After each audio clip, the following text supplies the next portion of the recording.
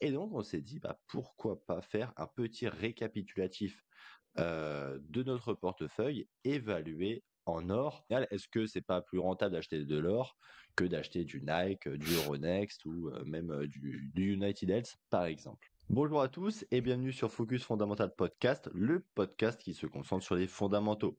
Je suis Jean de la chaîne J'invest et je suis accompagné encore une fois d'Hugo de la chaîne IQ Invest. Comment tu vas, Hugo? Ça va? Écoute, ça va très bien et toi? Ça va plutôt pas mal. Et aujourd'hui, nouveau podcast qui va être un peu dans la continuité de celui qu'on avait fait il y a 2 semaines. Dans la semaine dernière, il est sorti quand? C'était sur l'or. C'était il y a 3 semaines du coup, Il y a 3 semaines. à l'heure où sort ce podcast, ouais, c'était il y a 3 semaines. Absolument. Donc, en tout cas, si vous n'avez pas vu ce podcast, donc qui s'intitule, ça sera peut-être plus simple pour ceux qui veulent aller le choper. Le S&P 500, c'était le FFP numéro 60, le mensonge des 10% par an. En fait, on comparait le S&P 500, la performance du S&P 500, le fameux indice boursier américain que tout le monde adore, face à l'or, la fameuse matière première que tout le monde veut avoir au poignet. Ouais. Donc, c'était plutôt intéressant ce podcast, il avait bien fonctionné, on a eu de très bons retours dessus et donc on s'est dit, bah, pourquoi pas faire un petit récapitulatif, de notre portefeuille évalué en or pour voir un peu, bah, comment il a réagi et est-ce qu'en fait on achète des actions qui sont performantes, mais réellement performantes, calculées dans une monnaie avec, enfin, avec quelque chose, une valeur réelle derrière. Parce que quand tu vois que tout le S&P 500, le CAC 40, il monte plus haut que ciel alors que tous les indicateurs sont dans le rouge, tu te dis qu'il y a un pépin. C'est ce qu'on en avait, enfin, on en avait parlé dans le podcast dernier justement. Et donc, bah, aujourd'hui, c'est le moment de découvrir un peu ce que donne Alphabet, Applied Materials, LVMH et bien d'autres actions encore face à l'or et non pas au S&P 500. Tout à Donc, fait. au final, est-ce que c'est pas plus rentable d'acheter de l'or que d'acheter du Nike, du Euronext ou même du United Health, par exemple? Tout à fait. Et d'ailleurs, avant de commencer, je pense que ça peut être intéressant parce qu'on a eu pas mal de questions, en tout cas de remarques dans les commentaires par rapport à ça. C'est-à-dire, grosso modo, mais du coup, qu'est-ce qu'il faut acheter, tu vois? Est-ce que tu achètes du Bitcoin? Est-ce que tu achètes de l'or? Est-ce que tu achètes des actions?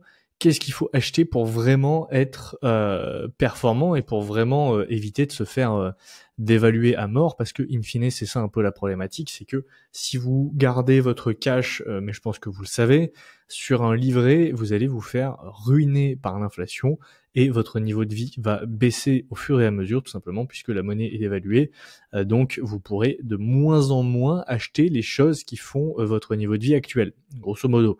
Sachant que on en a parlé lors de ce podcast, d'ailleurs on vous mettra le lien en description, tant qu'à faire.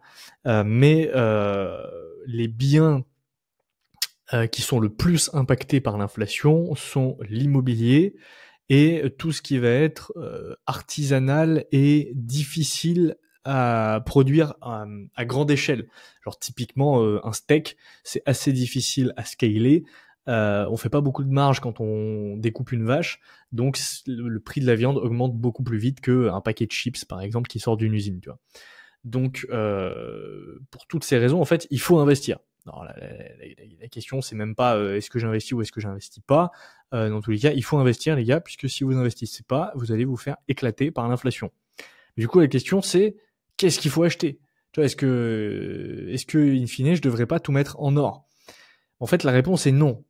Pourquoi? Parce que l'or performe pas si bien que ça, en fait, à long terme. Certes, l'or, c'est un peu le niveau zéro, elle protège de l'inflation, entre guillemets, mais l'or a plusieurs problèmes. Déjà, de un, son prix est truqué, on ne sait pas dans quelle mesure, mais il est faussé forcément par tout l'or papier qui est créé. Tous les ETF qui existent, par exemple, sur l'or, ne sont pas des ETF qui sont backés à 100% par de l'or. Donc déjà, si vous achetez un ETF or en pensant détenir de l'or, eh bien potentiellement vous avez de l'or papier, donc vous n'avez pas réellement de l'or.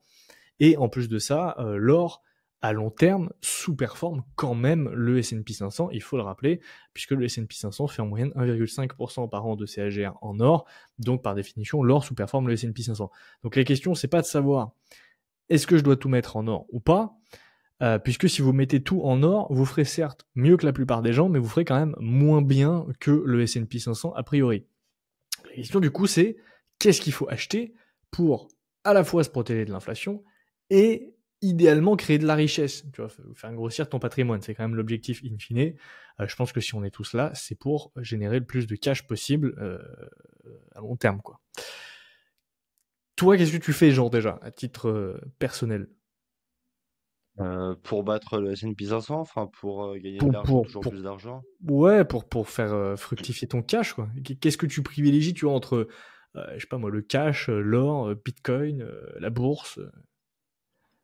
En fait, tout dépend, je pense, de chaque profil, mais parlons du mien du coup. Avant, j'avais du temps, j'avais beaucoup de temps, tu le savais, Hugo, pour faire mes petites analyses, mes Ah, petites il travaillait recherches, 4 heures par jour, hein. mes petites vidéos sur YouTube. J'avais du temps, j'avais beaucoup de temps à en revendre. Donc, bah, en vrai, la bourse, c'est un des milieux les plus intéressants. Déjà, pas culturellement, mais intellectuellement, c'est le plus intéressant. Parce que bon, si tu veux acheter du Bitcoin, j'ai envie de dire, t'as pas besoin de te poser midi à 14 heures, tu fais clic sur acheter et tu n'en parles plus. L'or, c'est à peu près le même système. Le problème, c'est que tu es ultra tracé, tu es ultra taxé.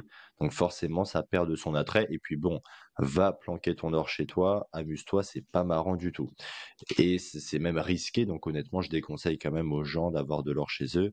Ça reste quand même un jeu, selon moi, qui n'en vaut pas forcément la chandelle, au vu du risque que t'en prends. Déjà que tu vois que ceux qui ont du Bitcoin chez eux, ils se font couper les doigts, etc. Notamment, enfin certains CEO qui se sont fait alpaguer et enlever. Donc forcément, tu te dis, bah, est-ce que ça vaut? Enfin, bon, je préfère avoir mes 10 doigts que avoir une bonne performance. Euh, donc je serais tenté de dire qu'il faut avoir un mix de tout en fait. Si tu as du temps, moi j'ai un peu, enfin il me reste encore un peu de temps, donc la bourse, je continue de m'y intéresser via le podcast notamment, etc. J'ai dû un peu mettre de côté ma chaîne. Mais le podcast continue, bah voilà, le fait que je m'intéresse et que je suive en tout cas mes principales actions. J'arrête de m'éparpiller à découvrir de nouvelles actions. Je me dis que j'ai suffisamment à faire avec ma watchlist.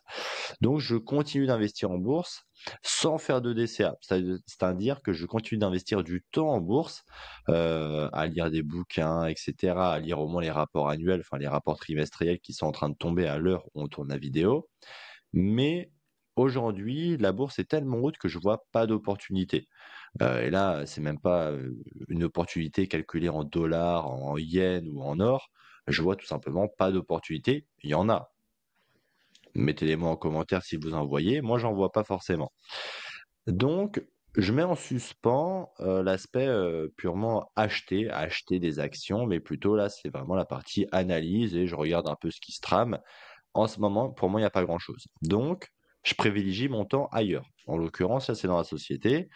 Euh, c'est, je pense, une des meilleures façons de gagner sa vie et de battre l'inflation, hein, c'est d'avoir une société, de vivre grâce à cette société, de passer des frais dessus, légalement, bien évidemment.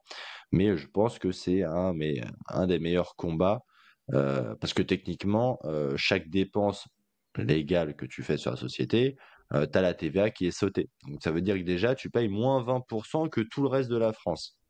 Donc techniquement, déjà, tu gagnes plus d'argent que tout le monde. Euh, En tout cas, on t'en enlève le moins possible. Et ensuite, il y a l'or. L'or, c'est un bon moyen, mais comme je vous l'ai dit, c'est trop risqué. Donc, moi, personnellement, j'évite. Il y a le Bitcoin, Bitcoin très intéressant. Mais encore une fois, tu vois, je ne vais pas commencer à vous dire que j'en ai à 10 000 euros, 20 000 euros, etc. Personne ne sait combien j'en ai. Prenez pas votre temps à chercher où j'habite. J'en ai pas tant que ça va pas vous intéresser énormément. Mais je pense que avoir un peu de Bitcoin en portefeuille, ça peut être intéressant néanmoins. On ne sait pas ce que ça va donner, autant ça va aller à zéro. Moi, je pense que ça ira plutôt à 1 million, mais ça peut très bien aller à zéro. Donc, je pense que c'est vraiment un mixte de tout ça, selon le temps. Tu vois, par exemple, la bourse en ce moment, pour moi, c'est pas propice parce que j'ai pas forcément énormément d'argent à investir dedans. J'arrête aussi les conneries à me dire, vas-y, je fais des DCA de 50 euros, 100 euros ou 200 euros. J'ai envie de te dire, aujourd'hui, il vaut mieux que j'achète, je sais pas, le tout dernier perforateur pour que sur le chantier, que ça aille plus vite. Je serais beaucoup plus rentable que si j'achète du total à 5% de rendement de 200 euros, tu vois. Donc, c'est aussi le coût, pas rendement risque, mais j'ai envie de dire rapport qualité-prix, quoi. Qu'est-ce qui fait aujourd'hui euh, le plus de rentabilité? C'est pas la bourse. Je trouve que le marché sont tellement hauts que les bonnes affaires seront dans bien longtemps, même s'il faut attendre 1 an ou 2, je suis prêt à attendre 1 an ou 2. Pour moi, vraiment, c'est devenu aberrant les valorisations aujourd'hui. Et honnêtement, bon, on va parler de Medpace peut-être qui a grimpé de 40%. Je trouve qu'avant, c'était pas non plus l'affaire du siècle. Elle était bien valorisée, elle était attrayante, mais bon, c'est pas l'affaire du siècle. Aujourd'hui, elle a pris 40%, c'est clairement plus l'affaire du siècle. Euh, Uber qui était à des niveaux de valorisation intéressants aussi, mais encore une fois, si c'est pour investir 400, 500 euros, franchement, j'ai envie de te dire, achète des livres et lis les livres, quoi, ça sera plus rentable pour toi. Donc, voilà, je suis arrivé à ce, ouais, à ce moment-là où même, tu vois, même des DCA sur les ETF. Oui, à un moment, j'étais un fervent partisan parce que peut-être que j'étais un peu omnibulé par battre le S&P 500, mais je pense que je peux largement battre le S&P 500 de façon autre que la bourse, tu vois, en m'enrichissant autrement. Donc, c'est pour ça qu'en ce moment, la bourse, je mets de côté l'aspect purement acheter, mais plutôt l'aspect je continue de me former et à un moment, la bourse va commencer à comprendre qu'elle fait n'importe quoi euh, et les prix corrigeront d'eux-mêmes. Et je pense que le podcast qu'on avait fait la dernière fois expose très bien ça quand on parlait de l'or, comme quoi aujourd'hui les niveaux de valorisation ne sont absolument plus tenables sur le long terme. Enfin, en tout cas, moi j'en suis persuadé. Il y a, voilà, faut juste le déclic, que les gens le comprennent. Ils comprendront pas forcément via la bourse, hein, ça sera peut-être via leur pouvoir d'achat qui disparaîtra de plus en plus. Et forcément, bah, qui dit pouvoir d'achat, enfin, si tu peux pas acheter tes Yoplait, tu t'investiras pas dans Danone, tu vois. Donc, voilà, je pense que c'est un peu mon résumé de tout ça. Et toi, Hugo? Ah mais écoute, c'est important de le rappeler, et je pense que c'est quelque chose qu'on dit souvent sur le podcast, mais vous ne deviendrez pas riche grâce à la bourse. Ça, c'est vraiment un point essentiel de le rappeler. Pourquoi? Puisque si vous n'avez pas de capital déjà à investir, déjà si vous n'avez pas de revenus, vous n'avez pas de capital. Si vous n'avez pas de capital, vous n'avez pas d'argent à investir. Si vous n'avez pas d'argent à investir, vous n'allez jamais faire quoi que ce soit en bourse. Oui, c'est bien à la limite d'investir 50, 100 euros par mois si on peut, mais j'ai envie de dire, même si sur le long terme les intérêts composés, ça peut faire la différence, à ce niveau-là, il vaut mieux, je pense, se concentrer sur générer plus de cash. Comment est-ce que dans votre vie, vous pouvez faire en sorte de gagner plus d'argent ou d'épargner plus, parce qu'il y en a qui gagnent, je sais pas, 4-5 000 euros par mois, mais qui épargnent rien du tout parce qu'ils claquent tout. Ça aussi, c'est un problème. C'est pas forcément le niveau de gain mensuel qui fait la richesse, c'est combien est-ce que tu arrives à garder sur ces gains mensuels. Si tu gagnes 10 000 mais que tu claques 9 900, bah, t'es pas plus riche qu'un mec qui gagne 2 000 et qui claque 1 900, tu vois, parce qu'au final, il te reste 100. Donc idéalement, si tu gagnes 10 000, va falloir essayer de dépenser que 2 000 et mettre 1 000 euros, 8 000 euros par mois de côté. Là, effectivement, on commence à discuter. Moi, je pense que des DCA, enfin en tout cas des sommes intéressantes à investir, mensuelles, j'entends, ça commence à être vraiment intéressant à partir de 500 000 euros par mois, tu vois. En Mais dessous, pas tout le monde peut faire ça, tu vois, c'est compliqué, hein. non, mais en vrai, je pense que à peu près tout le monde peut arriver à atteindre un niveau de revenu de 1500, 2000 euros par mois. Sur 1500, 2000 euros par mois, si tu arrives à gérer correctement ton argent et à épargner correctement, tu peux largement mettre de côté 500 euros par mois, tu vois. Je te coupe Sauf si rapidement. t'es à Paris, mais... Euh, ouais, c'est clair. Pour ceux que ça intéresse, on avait fait un podcast, c'est le numéro 55, c'était sur les bonnes idées de side business, notamment, on en avait parlé, on avait parlé de YouTube. Je pense que ça peut vous intéresser. Voilà, c'était juste pour rebondir sur ce que Ouais, tu et disais on là. avait fait un podcast au tout début, je crois que c'était le 3 ou 4, un truc comme ça, sur comment gérer son épargne. Donc pareil, Ouais, très complémentaire si ça vous intéresse. Mais grosso modo, l'idée numéro 1, pour se protéger de l'inflation, c'est ça, c'est déjà arriver à générer plus d'argent et à générer en fait plus de valeur pour la société, parce qu'in fine, l'argent que tu gagnes, c'est ça, c'est la valeur que tu génères pour les autres, à quel point est-ce qu'ils sont prêts à payer pour cette valeur que tu génères. Et pour ça, soit tu es dans le salariat, et dans ce cas-là, c'est pas forcément le plus facile, parce qu'il va falloir soit négocier une augmentation, soit trouver un autre boulot, et c'est pas forcément le plus simple. Soit si tu es dans le salariat et que tu as du temps libre, comme c'était le cas de Jean il y a quelques mois encore, bah pourquoi pas lancer un side business, effectivement. Dans ces cas-là, c'est hyper pertinent, parce que moi, tu vois, j'étais dans le même cas quand j'ai lancé IQ Invest. J'étais dans un boulot où je gagnais bien ma vie, mais c'était pas non plus incroyable, et j'avais énormément de temps libre, parce que en vrai, on va pas se le cacher, la plupart du temps, quand on est salarié, on travaille vraiment 3-4 heures par jour. Le reste du temps, on se touche, on va, on va à la machine à café, on regarde sa montre. Bon, on est tous pareils, et quand on est en télétravail, c'est encore pire. Donc, si vous êtes salarié et que vous êtes dans ce cas, vous avez du temps pour lancer un side business. Donc, lancez-vous, c'est essentiel, tu vois, surtout si vous êtes jeune. Et à côté de ça, vous pouvez même carrément vous lancer dans la création d'une société. Et là, l'avantage, c'est que c'est ce qui peut le plus scaler, parce que non seulement vous allez pouvoir gagner, enfin, vous avez un plafond de revenus illimité, techniquement, parce que la seule limite, ça va être votre imagination quand vous avez une société, ou votre temps. J'ai envie de dire, ça peut aussi être une limite. Mais surtout, en plus, quand vous avez une société, vous allez pouvoir investir via cette société. Et là, fiscalement, ça commence à vraiment devenir extrêmement intéressant. Mais oui, premier levier d'action, gagner plus, épargner plus. C'est clair. Ensuite, comment est-ce que personnellement je gère cette épargne? Parce que je crois que c'était ça la question à la base, quand même. On s'est Ouais, c'est ça. on s'est éparpillé. Personnellement, j'ai vraiment un objectif d'allocation spécifique entre Bitcoin et les actions. Alors, je vais pas dire la répartition, je vais pas dire les montants que j'ai en Bitcoin ou quoi, pour des raisons évidentes de sécurité. Donc, personnellement, j'en achète. Comme Jean, je pense que Bitcoin ira à 1 million de dollars. Peut-être pas forcément cette année, peut-être pas l'année prochaine, mais dans 5 ans, je pense que c'est quasiment sûr. Et pourquoi? Tout simplement parce que c'est une forme de monnaie supérieure à l'or pour plein de raisons, notamment puisque bah, tu n'as pas besoin de le planquer dans un mur chez toi, tu as juste besoin d'avoir 12 ou 24 mots et c'est réglé, c'est beaucoup plus facile à acheter, c'est beaucoup moins traçable, c'est beaucoup plus facile à conserver, bref, c'est plus performant aussi, donc effectivement, il n'y a pas de débat là-dessus. Le problème de Bitcoin, c'est que c'est une monnaie.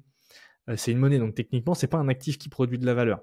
Donc personnellement, c'est pour ça que j'aime cette répartition entre Bitcoin et la bourse, et notamment les actions. Et c'est pour ça, personnellement, d'ailleurs, que je n'investis plus et je ne pense pas recommencer à investir dans des ETF à long terme, tout simplement puisque, en fait, on se rend compte que le S&P 500, par exemple, sur les 5 dernières années, a perdu de l'argent par rapport à l'or. Sur les 10 dernières années, c'est à peu près flat. Et grosso modo, par rapport au Bitcoin, ça fait moins bien. Donc en fait, à quoi bon faire des DCA sur ETF, tu vois? Personnellement, en tout cas, l'attrait réel que je vois à la bourse aujourd'hui, c'est le stock picking, parce que ça permet de se former, et les compétences que vous allez apprendre en stock picking sont vraiment transférables sur énormément de domaines de votre vie, surtout si vous avez une boîte. Rien que le fait de comprendre ce que c'est un chiffre d'affaires, des marges, des bénéfices, un capex, ça va être extrêmement important si vous lancez un business, tout simplement. Et en plus de ça, c'est beaucoup plus performant si vous le faites bien, à condition de bien le faire, effectivement. Donc c'est pour ça qu'on va regarder ensuite la performance de nos actions en or. Et deuxième point, il y a un peu 2 autres effets qui se coulent, c'est que les actions sont une protection naturelle contre l'inflation. Pourquoi? Puisque une action, ça vend des produits. Enfin, une entreprise, ça vend des produits. L'entreprise, le prix de ses produits va évoluer en même temps que l'inflation. Pourquoi? Puisque le coût de ses matières premières va augmenter, elle va vouloir conserver ses marges, donc elle va augmenter le prix de ses produits, d'où le fameux pricing power, d'où l'intérêt et l'importance d'investir dans des entreprises qui ont un fort avantage compétitif. C'est que ces actions-là vont augmenter leur prix aussi vite, voire plus vite que l'inflation. Il n'y a qu'à voir le prix des iPhones, par exemple, l'augmentation du prix des iPhones, pour comprendre que Apple se gêne pas pour augmenter ses prix bien plus vite que l'inflation. Donc voilà, déjà les actions, c'est un hedge, donc c'est une protection naturelle contre l'inflation, mais en plus, ça bat largement l'or. La plupart des actions de qualité, effectivement, surperforment l'or à long terme, puisque ce sont des entreprises qui génèrent plus de valeur. Et troisième effet, et je pense que ça c'est vraiment quelque chose à ne pas oublier, c'est que si vous avez une vision vraiment long terme de vos investissements, 5, 10, voire plus, vos actions en fait elles seront potentiellement pricées en Bitcoin, ou vos actions elles vendront soit leurs produits en Bitcoin, soit dans une monnaie qui sera adossée au Bitcoin, soit elles auront, à la manière d'un micro-stratégie par exemple, ou de ce qui peut se faire dans d'autres sociétés, elles auront leurs actifs en partie ou en majorité exposés au Bitcoin. Donc en fait, ça fait que naturellement, tôt ou tard, et ça j'en suis persuadé, la plupart des entreprises de qualité que vous posséderont elles aussi du Bitcoin et ils seront corrélés tôt ou tard. Et en fait, Bitcoin deviendra, au fur et à mesure, une fois que son adoption va augmenter, sa performance va diminuer. Et sa performance, en fait, il n'y aura plus vraiment de performance, puisque vu que ça sera une monnaie, ça sera juste le niveau 0. C'est juste une monnaie que vous ne pourrez pas dévaluer parce que vous ne pouvez pas en créer plus. Mais une entreprise qui a un business model solide et robuste et qui génère de la valeur continuera à créer de la valeur, que ce soit en Bitcoin, que ce soit en dollars, que ce soit en or. En fait, c'est pas la question. Une entreprise qui a le but d'une entreprise, en fait, c'est de générer de l'argent. Le but d'une entreprise, c'est de faire rentrer plus d'argent qu'elle n'en dépense. Donc, c'est de créer de la valeur. Si elle ne crée pas de valeur, elle fait faillite. Si elle crée de la valeur, elle surperforme l'or et elle surperformera le Bitcoin à terme quand elle sera exposée d'une manière ou d'une autre au Bitcoin. Voilà, c'est un peu comme ça que je vois les choses personnellement. Je suis d'accord avec toi. Et c'est pour ça d'ailleurs, je sais qu'il y en a pas mal qui posent la question sur MicroStrategy. C'est pour ça que j'achète pas MicroStrategy, parce que personnellement, je vois pas vraiment l'intérêt. Peut-être à tort, hein, mais je vois pas vraiment l'intérêt d'acheter une boîte qui dédie son business à acheter du Bitcoin, alors que personnellement, je préfère posséder des boîtes qui ont d'abord un business model et un business Avantage opérationnel en compétitif. fait solide qui génère du cash et qui elles-mêmes par la suite finiront par s'exposer tôt ou tard au Bitcoin. Mm. Tu vois. Et puis qui ont un avantage compétitif, tu vois, Ouais. parce que quand tu regardes, pas Michael Saylor, quand tu regardes, putain, comment ça s'appelle, MicroStrategy, bon, bah la vérité, c'est qu'ils ont aucun avantage Ouais, si, c'est compétitif Michael à Saylor. acheter. Ouais, je sais pas si on peut appeler ça un avantage compétitif, mais va dire ça à ceux qui achetaient du Tesla. Euh, Non, tu vois, non, non, honnêtement, il n'y a aucun avantage compétitif. C'est pour ça qu'il faut pas acheter ce genre d'action. Acheter du Bitcoin, tout le monde peut le faire. Donc, ça sert à rien d'acheter ce genre de société, surtout qui se valorise de façon très très simple, hein. Tu fais juste l'addition de tous les bitcoins qu'il a et tu arrives à son niveau de valorisation qui est certainement pas celui aujourd'hui. Donc tu payes un sacré premium. En fait, c'est comme si tu achetais tes bitcoins plus cher, alors que enfin, en fait, tu surachètes le risque encouru. Donc vraiment, il n'y a aucun intérêt à tout ça. Tout à fait. Par contre, effectivement, je pense vraiment que le mix Bitcoin-action à long terme, c'est un pari extrêmement gagnant pour toutes les raisons qu'on a évoquées. Et tu vois, je suis aussi de moins en moins bullish sur l'immobilier, par exemple. À long terme, je pense que vraiment l'immobilier, je suis pas sûr. Tu Tu m'étonnes. les prix de l'immobilier continueront pas à s'envoler comme ça indéfiniment. Déjà pour la simple et bonne raison que les populations diminueront dans nos pays. En fait, tout simplement, le taux de remplacement n'est pas suffisamment grand pour continuer à faire augmenter la population. Donc en fait, dans les prochaines années, la population va diminuer. Qui dit population qui diminue dit moins de besoins en Ouais, logement, donc plus de logements que de gens, donc moins de prix d'immobilier. Voilà quoi. ouais, après, il y a une telle demande de l'immobilier que ça, je suis pas forcément d'accord. Je pense que vraiment, l'immobilier, ça trouvera toujours un preneur. C'est juste que, enfin, moi, personnellement, enfin, je m'enrichis pour être libre. Alors, s'il y a bien une classe d'actifs où t'es pas libre, c'est bien l'immobilier. Donc, franchement, s'enrichir, parce que s'enrichir sur l'immobilier, c'est du gros effet de levier. Donc, faut avoir quand même les reins accrochés et il faut le pouvoir, hein, déjà, une question financièrement. Parce que faire une DCA de 50, 100, 200 euros par mois, honnêtement, c'est gérable. Faut juste se lever tôt le matin, mais j'en suis persuadé. Je dis peut-être, franchement, je dis ça, je dis même pas ça d'un ton hautain ou parce que j'ai 24 ans, mais 50, 100 euros par mois de mettre ça sur un livret A ou de mettre ça sur un ETF, je trouve que c'est accessible à tout le monde. Il faut juste travailler peut-être un peu plus ou travailler différemment. Mais je pense que c'est accessible. Euh, Prendre un crédit à 100, 200 000 euros pour acheter quelque chose de relativement standard, hein. Pour ça, tu as peut-être un T3 sur Béziers, tu vois, euh, qui va te dégager même pas de 5% de rendement. Allez, 8% brut si tu as de la chance. Moi, personnellement, je vois pas trop l'avantage. Surtout en France, parce que je crois que l'épisode d'avant, si je me trompe pas, c'était faut-il quitter la France? C'était un petit Q&A L'avant-avant-dernier. avant-avant-dernier, excusez-moi. Parce qu'on en tourne quelques-uns d'avance pour pouvoir partir en vacances la tête sereine. Non, mais sinon, tout ça pour dire que on exposait quelques raisons de ne pas rester en France. Investir dans l'immobilier en France, pour moi, je pense qu'il faut être dingue. Je pense qu'il faut être dingue. T'as aucune performance. Enfin, je veux pas être trop méchant, mais t'as pas, en tout cas à notre échelle, tu n'auras pas beaucoup de performance et le risque, enfin, un mauvais payeur, la trêve hivernale, les taxes, pour moi, il y a tout, mais absolument tout est red flag dans l'immobilier en France. Sauf si tu achètes via une société. Ouais, c'est déjà beaucoup plus sécure et C'est déjà beaucoup c'est plus beaucoup sécure. moins imposé, etc. Mais j'ai envie de te dire,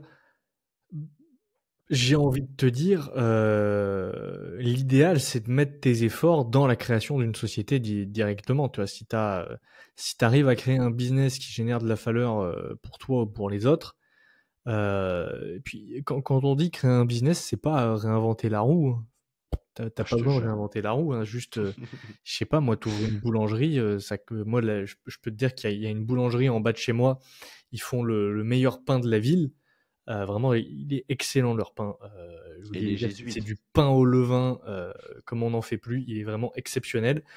Je peux te dire que tous les matins, il y a une queue de 30 mètres devant la boulangerie. Je suis sûr que le business, il tourne extrêmement bien. Ils ont plein d'employés, etc. Donc, pas de souci. Tu vois, il y a pas besoin de monter une start-up. Ça, c'est aussi un truc, tu vois, je trouve, de nos jours, quand on dit side business, quand on dit business, etc., tout le monde pense idée de start-up révolutionnaire, je vais lever des Mais c'est millions ça. et mais non. Tout le monde te dit oui, j'ai pas l'idée. Non, mais tu crois que j'ai eu l'idée? Mais Ouais, oui, mais je regarde t'explique. autour de Il y toi. a- Tu montes une et- boulangerie, tu peux monter un restaurant. Bah, ça, c'est dur. La restauration, c'est dur. Faut être accroché. Je sais pas moi, dans l'artisanat, plombier chauffagiste, électricien, poser des panneaux solaires, les climatisations. T'as plein de trucs qui rapportent énormément d'argent. Pour Mm. peu que tu aies envie de bosser. En fait, monter une société, ça veut pas dire devenir le prochain Mark Zuckerberg, tu vois. Ça veut juste dire trouver un business. Il n'a pas besoin d'être révolutionnaire. Ça peut juste être, ouais, voilà. Enfin bref, on en a donné plein des exemples. Ça peut être boucher, ça peut être, j'en sais rien moi. Je crois que j'ai déjà raconté l'anecdote dans la FAQ qu'on avait fait à l'époque sur le podcast, où je connaissais un pote qui était avec moi au collège, qui est devenu boucher. Bon, le gars, Mais bien sûr, il a pas de problème d'argent en fait. Donc voilà, bien sûr. monter un business, c'est pas être le prochain Apple, pas forcément. Et ça peut être tout simple, mais c'est ce qui va vous permettre de dégager suffisamment de cash pour ensuite investir vos bénéfices, votre trésorerie avec ce business. Et là, vous allez vraiment commencer à scaler, quoi. Absolument. Mais il faut pas compter ses heures. Non. Bah, de toute façon, il y a pas vraiment de secret dans la vie. Si tu veux des résultats. Attends, c'est quoi la phrase? Si tu veux des résultats exceptionnels, faut être prêt. Attends. Si tu veux, non, c'est ça. Si tu veux le résultat du top 1%, il faut être prêt à faire ce que 99% des gens ne font pas. Je crois que c'est ça la phrase. Je sais pas, vous direz dans les commentaires si jamais c'est pas ça, mais je crois que c'est un truc comme ça. Bon, c'est une très bonne phrase en tout cas. Bon, en tout cas, pour revenir au sujet, Pour pour revenir au sujet, revenir au absolument. sujet, Donc, euh, l'or, qu'est-ce qu'on peut en dire? Bah, est-ce que déjà on peut commencer à parler de l'unité de mesure parce que tout est basé là-dessus. oui, en plus c'est une histoire super. Donc, attendez, je vous partage juste l'application. Tac, je vous partage mon portefeuille ici. Normalement, vous allez le voir. Et on va se mettre sur l'onglet titre parce que vous allez voir, il y a une nouvelle fonctionnalité qui est vachement sympa. Mais oui, qu'est-ce que tu peux nous dire effectivement sur l'unité de mesure? Eh ben, écoutez, monsieur et mesdames, ça va être la partie historique du podcast, donc l'origine de l'unité de mesure de l'or, qui est notamment l'once d'or, et plus précisément l'once Troy, donc Troy comme Troy. Et en fait, ça remonte à l'époque médiévale, au cas où si vous ne le savez pas.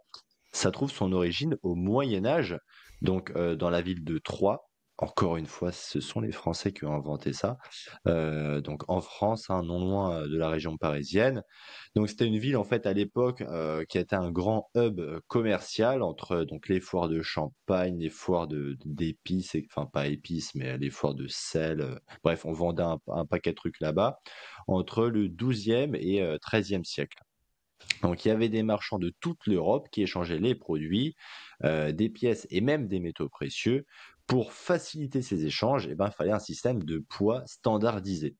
Et les Anglais, en particulier, ont adopté le système de poids de 3 pour peser l'or, l'argent et les pierres précieuses.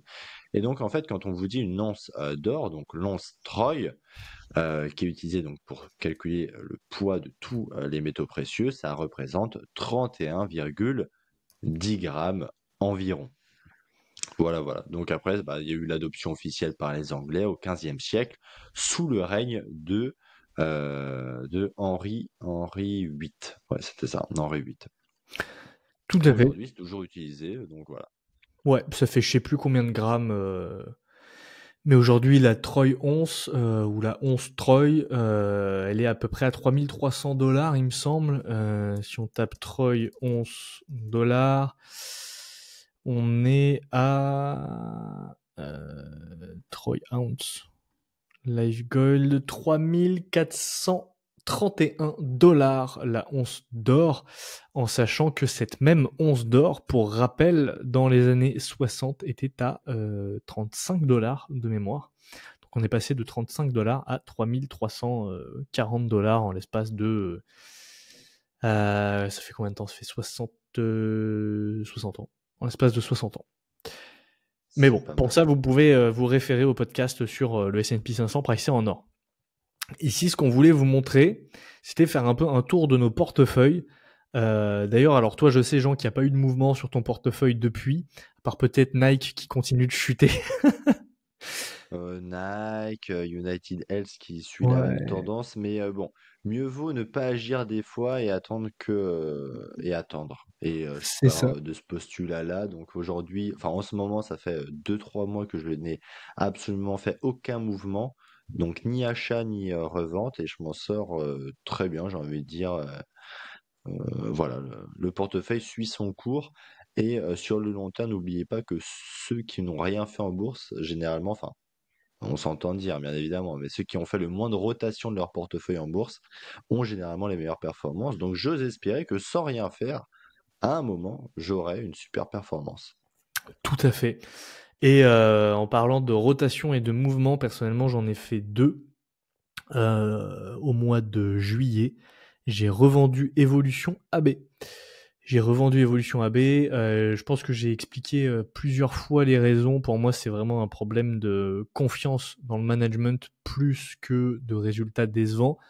Parce que tu peux avoir des résultats décevants si tu as un management en lequel tu as confiance et qui te donne confiance en l'avenir. Il n'y a pas de problème en fait. Il n'y a pas de problème. Moi, je lui donne mon argent. Il n'y a pas de souci. Moi, le problème que j'ai avec Evolution AB, c'est pas tant qu'elle traverse une phase difficile, c'est que le management m'insupporte. Genre, personnellement, j'ai écouté le Q&A d'Evolution AB, je crois que je l'ai dit à plusieurs reprises dans d'autres vidéos, surtout à l'heure où vous verrez ce podcast, je crois qu'il sortira en août. Donc je pense que vous l'aurez déjà entendu plusieurs fois, mais c'est pas grave, ça fait du bien de le rappeler parfois, parce que c'est une leçon d'investissement pour moi. C'est que je trouve Martin Carlson, le CEO, dans les conf calls. Tu vois, un CEO, normalement, ça a toujours un ton un peu commercial, c'est toujours de bonne humeur, ça répond aux questions avec envie. Enfin, tu vois, il essaye de te vendre la société, en fait, le CEO, c'est son boulot. Il est là pour que tu investisses dedans. Bien sûr. Lui, il s'en fout. T'as l'impression que ça le fait chier d'être là. Clairement, t'écoutes le conf call, tout le long, t'as l'impression que ça le saoule. Il soupire, il a pas envie d'être là. Et pendant le Q&A, tu le sens dans sa voix que les questions, ça le fait chier. Il a pas envie de répondre aux questions. En tout cas, c'est mon avis. Hein. Peut-être que vous pouvez avoir un avis différent. Et, il répond toujours à côté de la plaque. Tu vois, il a vraiment ces réponses de politicien, je trouve, où tu poses une question et le mec va y répondre, mais sans y répondre. Tu vois, il va te donner un truc, une réponse soit un peu à côté, soit tellement générique que ça y répond, mais sans vraiment avoir plus de précision que ça, tu vois. Et ça m'énerve. J'ai vraiment pas supporté lors du Q&A, donc j'ai décidé de revendre la société, tout simplement. C'est pas grave, ça m'apprendra. Je pense que maintenant, clairement, tous les secteurs qui sont beaucoup trop régulés, comme c'est le cas des jeux d'argent, c'est non pour moi. Et ça sera non pour moi. Donc je n'ai plus de secteur problématique dans mon portefeuille. Et le deuxième mouvement, c'est une ouverture de position sur Nvidia, qui est vraiment une toute petite position aujourd'hui. J'ai juste mis un peu moins de 1000 $ dessus. Pourquoi? Puisque je crois que c'était Xavier Delmas, je sais plus, qui en parlait dans une vidéo, mais je suis assez d'accord avec ça. C'est que si tu veux avoir, personnellement en tout cas, pour vraiment suivre une action, tu vois, j'ai besoin d'avoir un peu de skin in the game dedans. Et Nvidia, j'estime que c'est une action tellement importante que tu ne peux pas ne pas la suivre parce que elle a un potentiel de croissance qui est encore énorme malgré la croissance qu'elle a eue, parce que c'est une entreprise qui est juste trop importante avec un avantage compétitif trop important.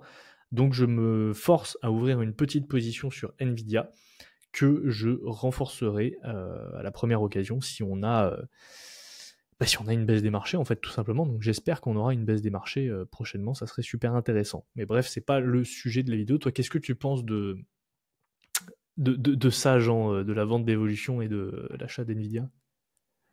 Je vais pas te dire que c'était pas bien d'avoir vendu Evolution AB.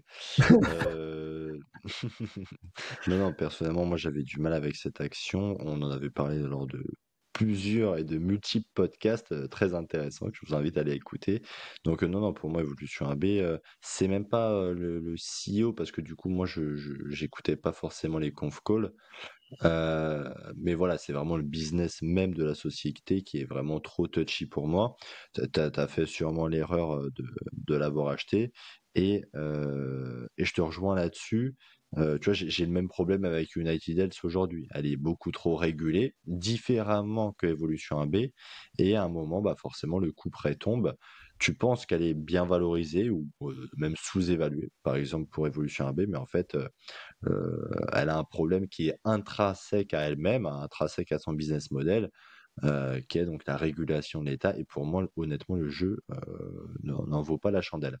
Donc, bah, je pense qu'à mon avis, comme on dit, t'as coché le fait d'avoir investi dans une société qui vend des jeux d'argent, et je pense que t'es pas prêt de le refaire. Non. Et moi, c'est et moi, c'est absolument pareil dans le milieu médical. Tu vois, toutes les sociétés, en tout cas les assureurs maladie, pour moi, je passe. Je passe. Les autres assureurs, c'est encore très spécifique. Je pense vraiment, c'est beaucoup moins régulable.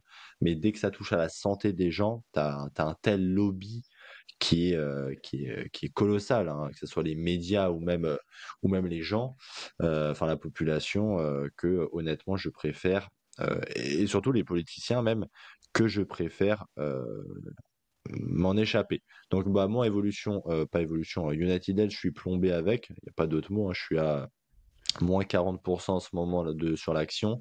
Donc, j'ai envie de dire que je la vende ou que je la garde, ça va pas changer grand-chose. C'était une petite moyenne pondération de portefeuille. Donc, autant que je la garde et si je peux la secouer enfin, la virer quand ça aura remonté, ça sera avec grand plaisir.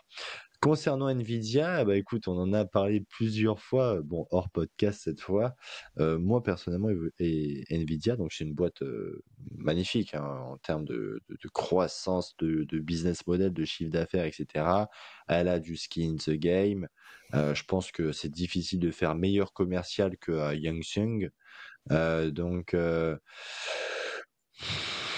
oui, Nvidia, c'est une boîte magnifique, mais pour moi, je ne pense pas qu'elle mérite des niveaux de valorisation. En fait, enfin, aucune boîte mérite des niveaux de valorisation, tu vois, des PE de 50, etc. Pour moi, je n'investirais pas, quoi qu'il en soit, dans une société avec ce genre de niveau de valorisation. La bourse, ça monte très vite et ça descend très vite. Et je pense que quand ça descend très vite, ce genre de société-là, bah, tu les as dans le rouge pendant un bon moment. Donc oui, l'intelligence artificielle, c'est la tendance du moment, mais c'est une tendance qui rapporte et c'est une tendance qui est rentable. On ne parle pas de l'hydrogène qui était la tendance de 2020 ou 2021, où c'était que dalle, tu perdais ton argent si tu investissais dedans. Là, l'intelligence artificielle, je pense qu'autour de nous, il y en a beaucoup qui l'utilisent, et je pense même qu'il y en a beaucoup qui pourraient ne plus vivre, enfin, qui ne pourraient plus vivre sans l'intelligence artificielle. Donc je pense que vraiment, ça peut être game changer, comme disent les Américains. Donc investir dans Nvidia n'est pas déconnant de ce point de vue-là. Mais ou investir dans une autre société comme TSMC, etc. Enfin bref, Mm. en tout cas une société qui est dans l'écosystème de l'intelligence artificielle et des microprocesseurs, etc. Mais encore est-il qu'on investit dans un business et comme on a dit dans beaucoup de podcasts et comme on a dit, enfin comme on relayait ce que disaient les super investisseurs, tu peux acheter la meilleure société du monde si tu l'achètes à un prix cher, et ben ta performance n'en sera que réduite. Et personnellement, mais bon, cet avis ne concerne que moi, investir sur Nvidia aujourd'hui me paraît cher.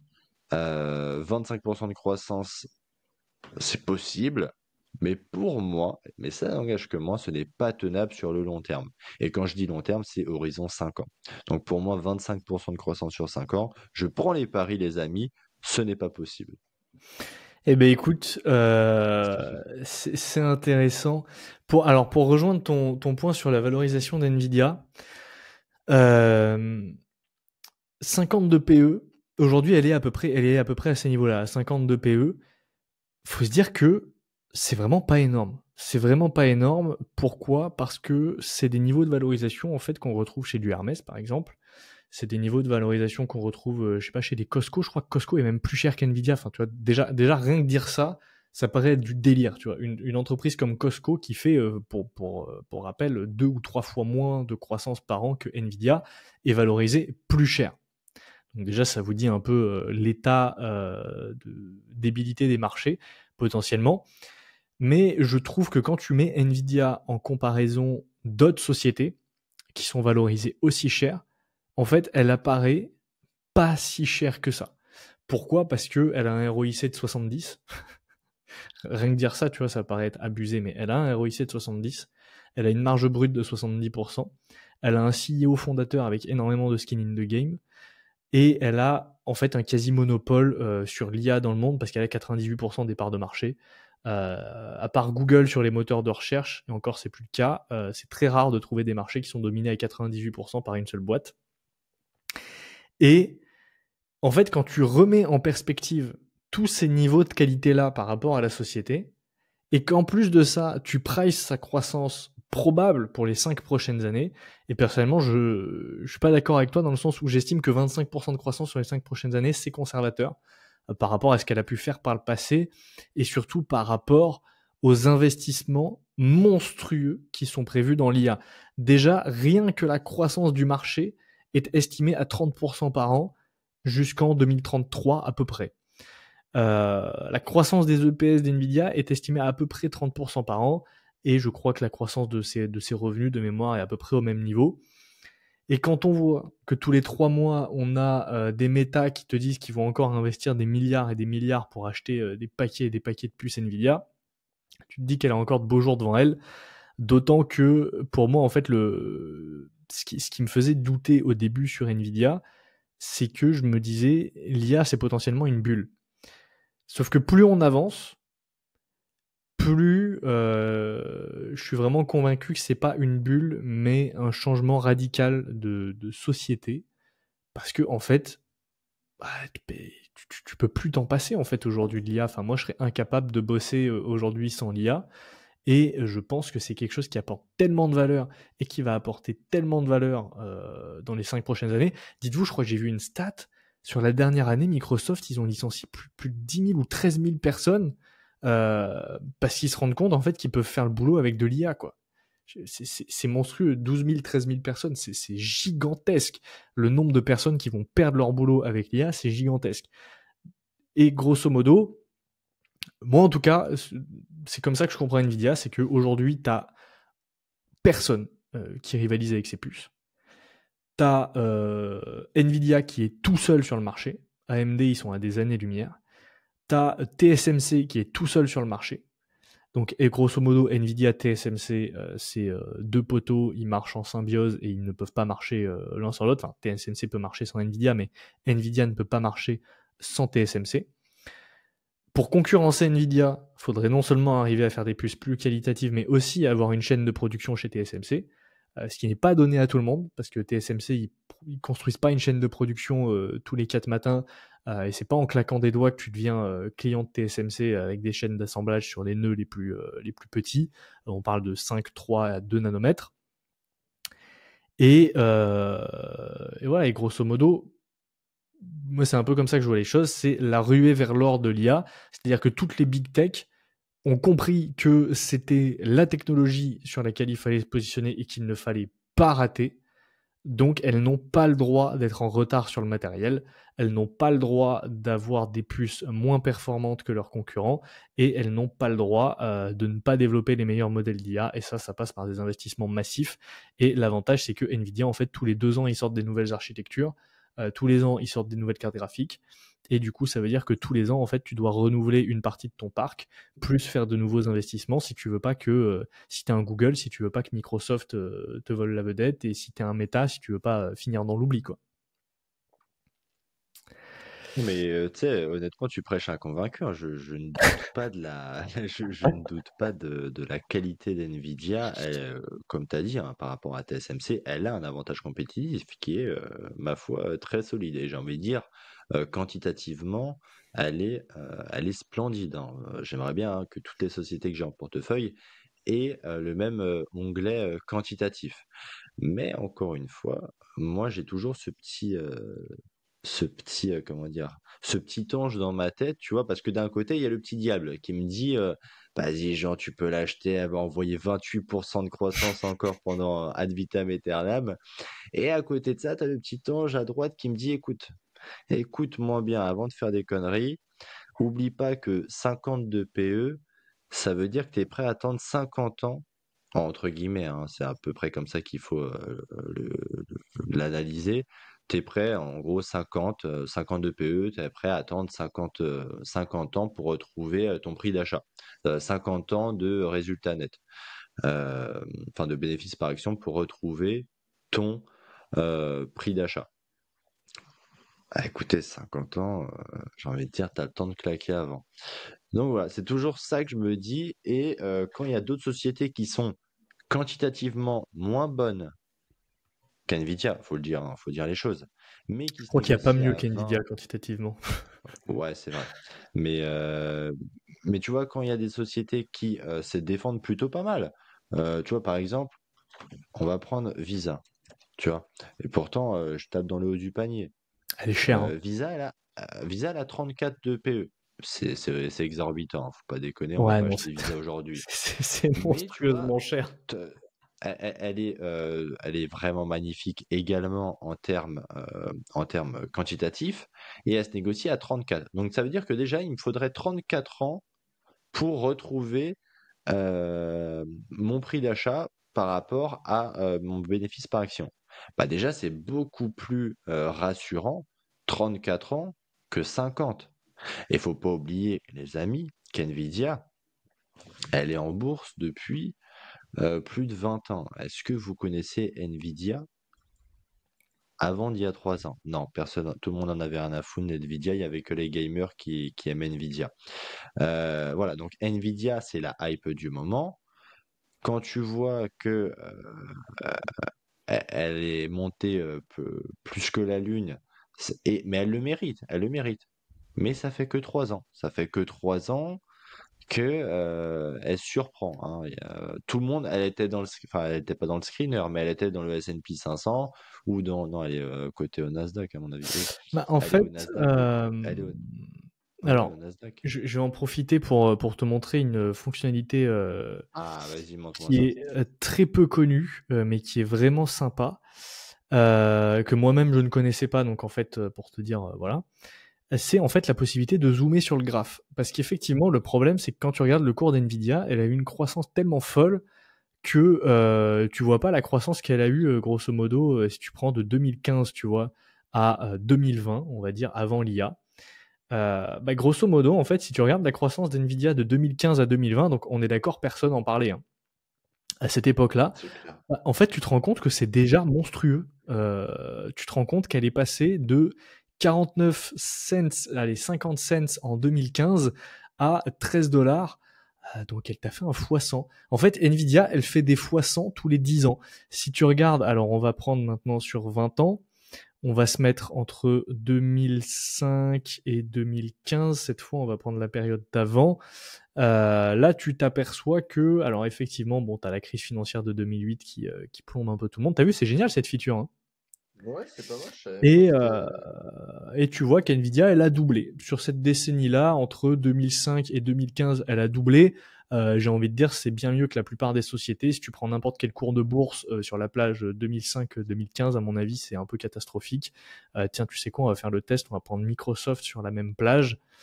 On va se mettre sur 20 ans, on va prendre 2005-2015, grosso modo, on a à peu près doublé aussi, on est passé de 20 à 40, grosso modo.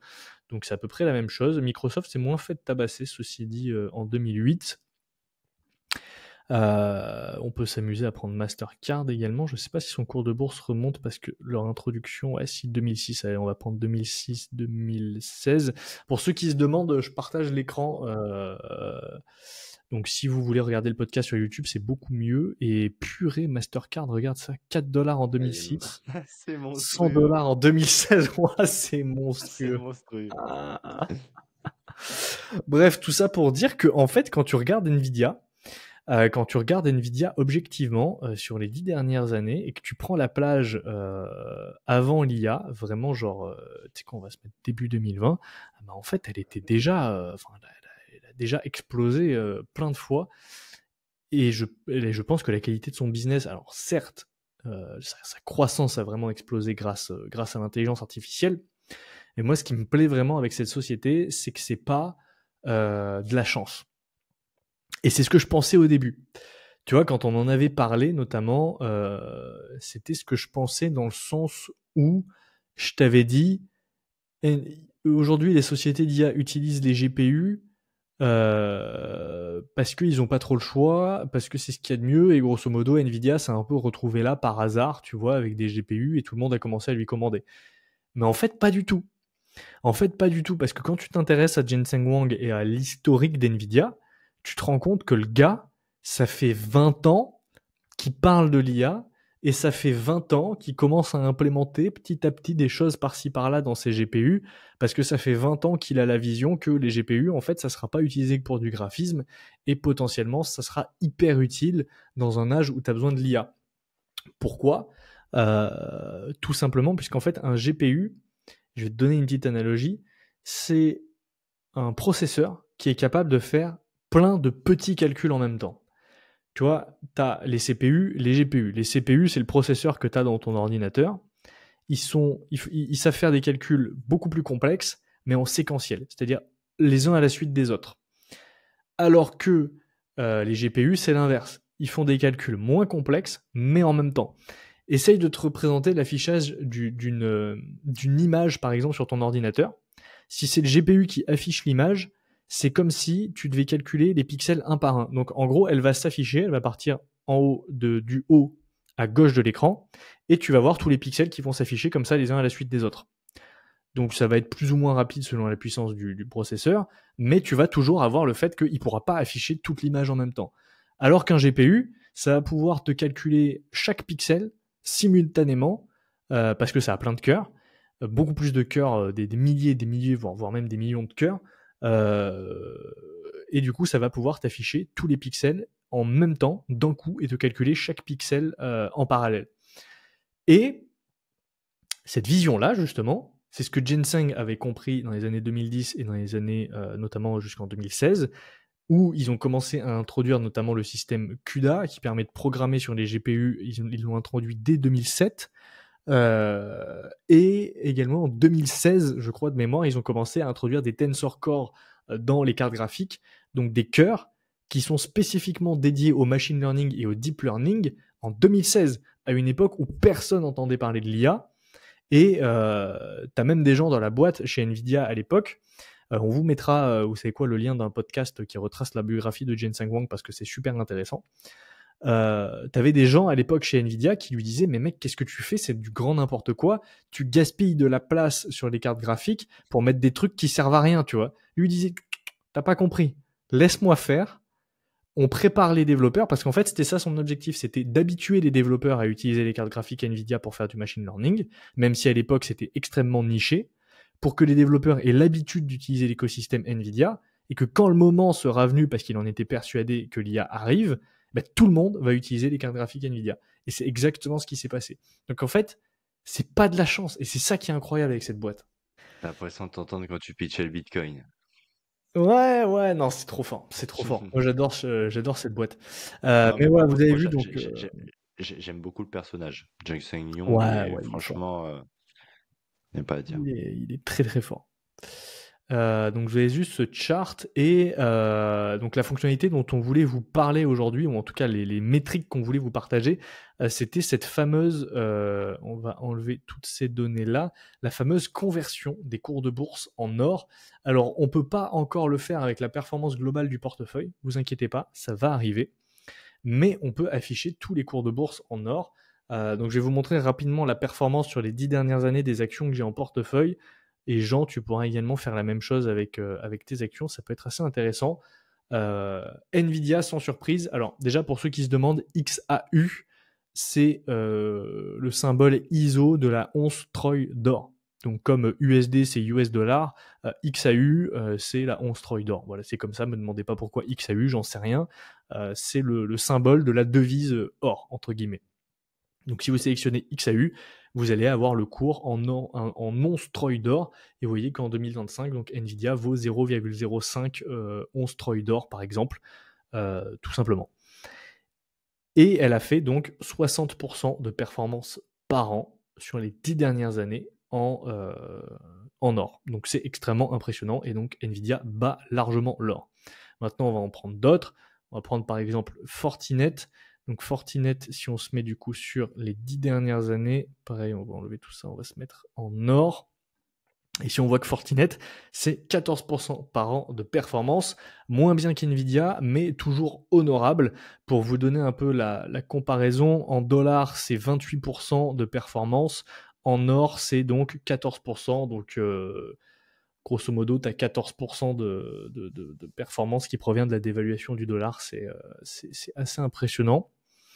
Microsoft, je pense que ça va être pas mal aussi. Microsoft, si tu regardes, ça nous fait du... il faut enlever les prix et les transactions. Ça nous fait du 15% par an pour Microsoft de croissance en or. Donc c'est vraiment très sympa. Et voilà, grosso modo, personnellement, j'ai regardé, il y a toutes les sociétés de mon portefeuille qui battent le S&P 500, enfin qui battent l'or, pardon. Mais justement, si vous regardez des ETF, c'est également là que vous allez avoir des surprises. Parce que si vous prenez par exemple l'ETF BNP Paribas Easy S&P 500, vous vous rendez compte qu'en or, c'est beaucoup moins impressionnant qu'en dollars. Et que les ETF, c'est pas tant la panacée en fait que ça, puisqu'on a seulement 2% de croissance sur les 5 dernières années. Et sur les 10 dernières années, on est à 1,1% de CAGR. Donc c'est clairement pas terrible, quoi. C'est clair. Ah non, moi je pense qu'à mon avis, j'ai beaucoup plus d'actions. Bah attends, c'est parti, on va partager l'écran. Ok, donc on se retrouve sur l'application. Donc, alors, on va prendre la première position en termes comment dire, en C'est termes propre de Euronext, hein. performance. Donc, ok, donc on va prendre Euronext, ma première position en termes de performance. Alors, on va se mettre sur 20 ans. En plus, Euronext, hein, vous le savez, je pense, parce que le deep dive est déjà sorti et il est disponible et il est génial. Allez l'écouter parce qu'on a changé notre trame conductrice. Et ben, Euronext, on voit qu'elle bat quand même allègrement l'or Et en plus, elle est disponible sur le PEA. Donc, c'est une action disponible sur le PEA qui bat l'or. Face à l'or, dites-vous qu'on est à 6,75% de CAGR sur 20 ans, avec une meilleure linéarité que l'or. Donc, plutôt pas mal pour notre ami Euronext. Tu voulais ajouter quelque chose? Tu veux nous montrer Nike? Non?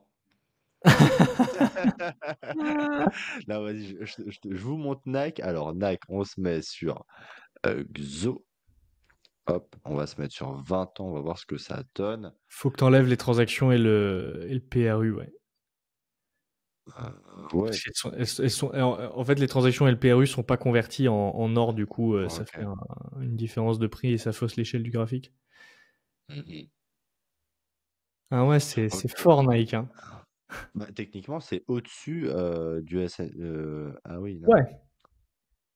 Putain, Ouais, c'est c'est là que tu au-dessus. vois que le S&P 500 sur 20 ans, Ouais, tu vois qu'il y a un problème parce que le S&P 500 pricé en or, sur 20 ans, on est à moins 2,26%. Alors que Nike, on est à 0,6% de performance.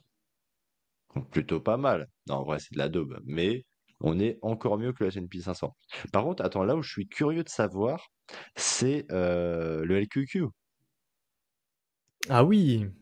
Bah oui, parce que le LQQ, on en parle, mais qu'est-ce qu'il fout le LQQ? Alors, hop, on se met en XO, en or. Ok, solide, solide. Ah, pas tant que ça.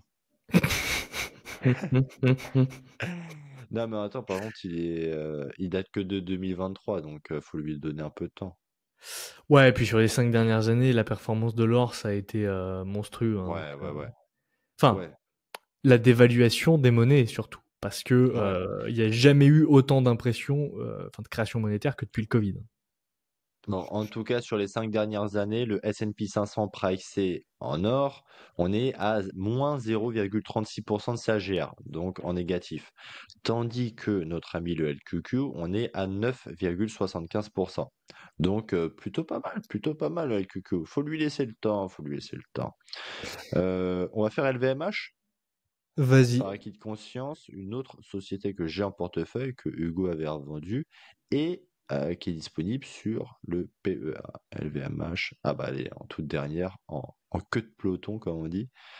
Donc pourcentage, on se met en XO, pam, pam, pam. Ok, sur 5 ans, pas mal, on est en négatif. Sur un an, sur 10 ans, on est à un point de pourcentage en plus face au S&P 500 pricé en or. Donc, on est au-dessus, mais on va pas partir en retraite grâce à LVMH. 1,29% de croissance, ouais, c'est pas terrible. C'est là que tu vois que les performances en or sont beaucoup moins impressionnantes et que tu tournes souvent autour de 5-10% par an et que à part Nvidia, Non, tu dépasses ouais. largement les 15%, enfin tu dépasses rarement les 15%, quoi. Et attention, ouais, ça a aussi entre 5 et 6% pour des sociétés de bonne qualité. Parce que tu as vu que quand on va chercher des sociétés de qualité, voilà, consommation discrétionnaire, etc., pas des trucs super wonderful au niveau des marges et au niveau du pricing power, on arrive tout de suite à des, comment dire, à des performances décadentes. Donc autant vous dire que si on commence à faire ça sur Total, Danone ou Bah, Téléperformance, ne regardez même pas quoi. fais-nous total pour voir. Alors juste, on va faire Alphabet parce que je sais que beaucoup l'ont en portefeuille. Je l'ai en portefeuille, tu l'as en portefeuille, et on voit que le Alphabet pricé en or. Le CAGR est plutôt pas mal. Sur les 5 dernières années, on est à 6,04%. Donc c'est pas mal. Face à un S&P 500 à 0,98. Si on regarde sur 10 ans, on est à 5,85%, alors que le S&P 500 est en négatif. Et sur 20 ans, on est à 5,91% de CAGR, toujours pricé en or, face à S&P 500 qui tire la langue et qui a moins de 0,26. Donc, on est quand même bien au-dessus. Donc, franchement, Alphabet, pricé en or, c'est plutôt pas mal, hein. Maintenant, on va regarder des entreprises qui fâchent, que vous avez sûrement en portefeuille, mais qu'il faut, mine de rien, évaluer. Alors, Total Énergie. Mais juste Total et classe par capitalisation pour avoir la plus grosse. Et maintenant, nous voilà sur Total Energy, donc une société que vous appréciez forcément, je pense, notre fleuron national pétrolier. Et ben franchement, il se débrouille plutôt pas mal. Moi, je pensais qu'il allait se faire découper, et en fait, pas du tout. Quand on voit que c'est pricé, et en fait, on se rend compte que c'est corrélé non pas à l'euro, mais en fait à la matière première, tu vois. Et vu que la demande est en croissante, à mon avis, je pense que ça, parce que il y a pas de, enfin, à Mais mon avis, attention, hein, c'est la performance dividende réinvestie que tu vois, hein, c'est important de le préciser. ouais, bah oui, c'est vrai, sinon c'est risible, sinon. Donc la performance totale de Total Energy, donc CAGR sur 5 ans, on est à 4% face à 1% pour le S&P 500. Et sur 10 ans, donc le S&P 500 est dans le positif, tandis que Total Energy est à moins 3%. Donc c'est vrai que sur le moyen long terme, Total Energy a tendance à faire moins bien que l'or. Si on se met une autre action qui est plutôt tendance en France. Air Liquide, tiens. Non. Quantitatif. Alors, hop, le ticker XO. Pourcentage sur 5 ans, pas mal, Air Liquide, Ah moins deux ouais, pour cent. sympa. Moins 2%. Sur 10 ans, moins 0,85. Bon, bah, Donc on a Air bien fait le Liquide tour. ne bat pas l'or Ne concrètement. va clairement pas alors. Ouais. Donc c'est une métrique extrêmement intéressante à regarder puisque en plus de savoir si une entreprise bat le S&P 500, bah, vous pouvez connaître son rendement réel en or. C'est assez intéressant et bientôt donc je vais rajouter cette fonctionnalité donc pour voir donc la performance de ton portefeuille pricé en or. Donc ça, je pense que ça sera extrêmement parlant aussi, ça sera extrêmement intéressant à regarder.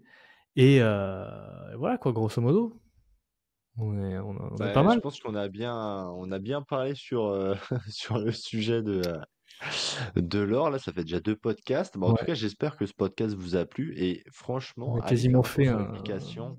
on a quasiment fait un deep dive Nvidia aussi. Je te jure. Mais en tout cas, allez faire un tour sur l'application, ça peut être intéressant. Je serais bien curieux. Dites-nous en commentaire votre performance. En tout cas, voilà, les actions qui sont bien connues, parce qu'on n'est pas allé voir toutes les actions forcément, ça prendrait trop de temps. Mais je serais bien curieux de voir un peu ce que vous avez en portefeuille et cette fois pricé en or, parce qu'on se rend compte que la performance est bien différente. Donc, d'où l'intérêt, comme on disait dans le podcast dernier, de choisir vraiment les meilleures actions. Tout à fait, et avoir un portefeuille concentré sur ses meilleures actions et les acheter le moins cher possible, et en acheter le plus possible en générant grosso modo du cash avec son activité principale. Absolument. Bon, en tout cas, j'espère que le podcast vous a plu. On espère que vous avez bien apprécié ce moment passé avec nous. Dites-nous en commentaire ce que vous avez pensé de cet épisode. N'hésitez pas des fois à nous soumettre à des petites idées de podcast. C'est avec plaisir que, voilà, si on voit qu'il y a un sujet qui nous plaît bien, bah, on pourra le traiter les prochaines semaines qui suivent. Bah, sur ce, on vous dit à très bientôt, tous les lundis matins à 8 heures pour bien commencer la semaine et pour le prochain épisode. Salut à tous, prenez soin de vous et prenez soin de vos finances. Salut Hugo, ciao ciao. Ciao.